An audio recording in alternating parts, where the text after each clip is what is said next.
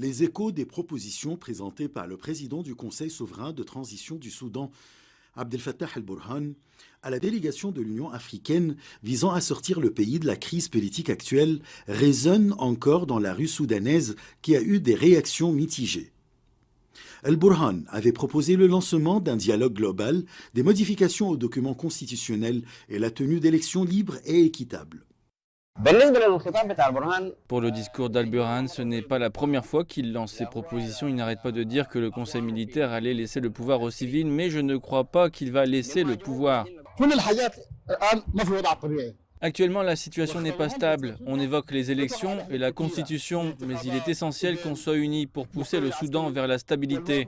Pour d'autres Soudanais, il devrait y avoir un dialogue direct entre toutes les parties soudanaises au lieu de faire des propositions de la part d'un seul côté. Il faut que toutes les forces se retrouvent autour d'une table ronde et que tous les participants se sentent égaux. Personne n'est supérieur pour parvenir à un consensus entre les parties en conflit. Il vaut mieux être en désaccord au sein du Soudan que de le perdre. Cette crise politique a aussi un impact négatif sur l'économie du pays. Selon les données publiées le 15 février par le Bureau central des statistiques, le taux d'inflation au Soudan s'est établi à 259,79% en janvier 2022.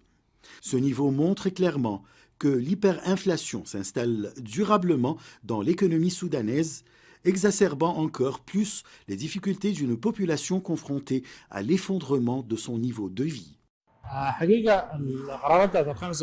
Les décisions prises le 25 octobre dernier avaient un impact négatif sur la situation économique au Soudan. Nous vivons une situation économique difficile. Nous avons beaucoup de crises actuellement dans notre société.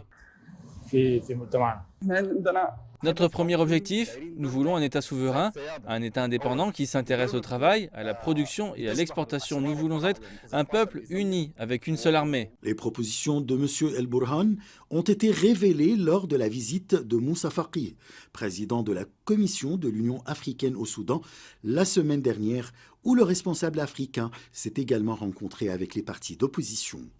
Ashraf Massoud pour CGT1 français.